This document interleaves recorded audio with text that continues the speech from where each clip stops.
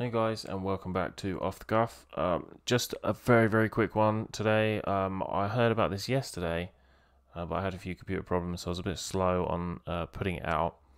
A Holocaust memorial is going to be erected in London, in Westminster, and it has many people scratching their heads. And the reason for that is that obviously the Holocaust was a terrible thing, but it did happen many moons ago. I would imagine there are not that many people around from the Holocaust now. That doesn't mean it's something to forget, but it tends to be the countries that have more skin in the game. If you will excuse the pun. So Germany, for example, tend to be the people that have many Holocaust memorials and such, because it was them that did it in the first place. We already have a Holocaust memorial here. We have a few of them actually, but they tend to be fairly small. We don't have a huge Jewish demographic in the UK. But yeah, apparently we are now going to have a massive one on one of the last pieces of Greenland in that area. Okay, so it reads: Holocaust Memorial in Westminster is given go-ahead after inquiry. Controversial £100 million, which is about $130 million, education centre to be built next to Parliament, but opponents may launch appeal. Well, they already have, and it failed.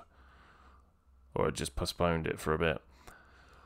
The controversial Holocaust Memorial and Education Centre is to be built in the heart of Westminster at a cost of more than $100 million after the government gave it the go-ahead following a public inquiry. The Board of Deputies of British Jews, that's a great organisational name, welcomed the decision, saying there was something uniquely powerful about locating a memorial to the Holocaust right next to the centre of UK's democracy. But many objections to the proposal, including from Westminster City Council, local community groups and some Jewish leaders and Holocaust survivors, were raised at the 6-week inquiry last year. Chris Pincher, the planning minister, backed the conclusions of the inquiry, which delivered its report to the government in April, although it was only published this week. In a letter announcing the decision on Thursday, the Ministry of Housing, Communities and Local Government, said Pincher, agrees with the inspector that the location next to the Palace of Westminster would offer a powerful associative message in itself, which is consistent with that of the memorial of its immediate and wider context. There would be a modest loss of open space and functionality, understatement of the year, within Victoria Tower Gardens, the location of the Memorial and Learning Centre, but the positives outweigh the negatives, the ministry said.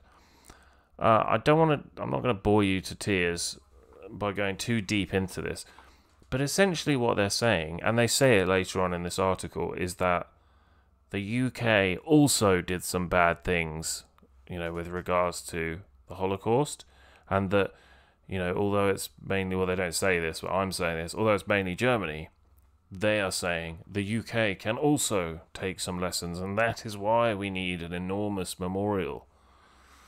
I will just bring up a picture now to show you the plans, and you'll see the tiny bit of green on that side of the river that they had left. It was a horrendous thing that happened. But what do we have to learn from it? Was it that we declared war on the country that did it, or that we lost millions, or hundreds of thousands to millions of young men to fight the country that did it? Like, what did we do? I just feel like it's another virtue signal. Like, people now have to almost pretend that their own country has done bad things, just to launch that virtue signal out into the atmosphere. And yeah, I find it extremely weird. I mean, like, an enormous Holocaust memorial in Britain. Like, why Britain? It just seems very strange to me. But they also go on to mention here that it will become, or that it could have become, a target for terrorists. But apparently those fears have been assuaged. I would bet everything I own that it will be a major target for terrorists and vandals. Due to various reasons, a large Muslim population. We've seen what happens when it's anything to do with Israel. People going around in cars and screaming, "We're going to rape your daughters. Everyone should rape their daughters."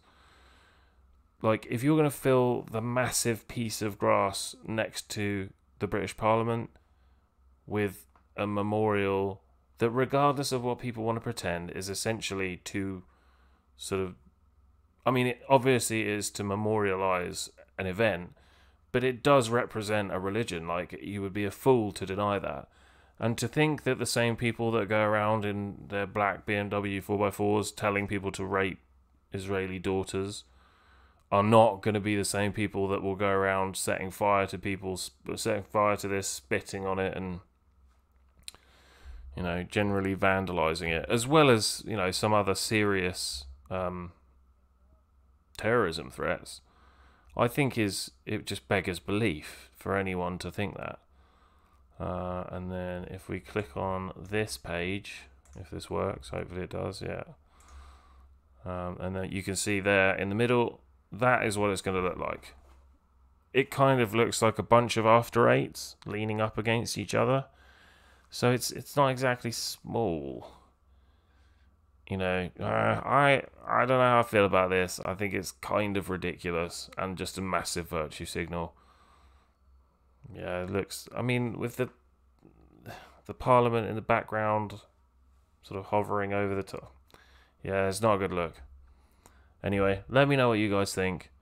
And yeah, thanks for watching. And this is my yearly share of Guardian content, so enjoy.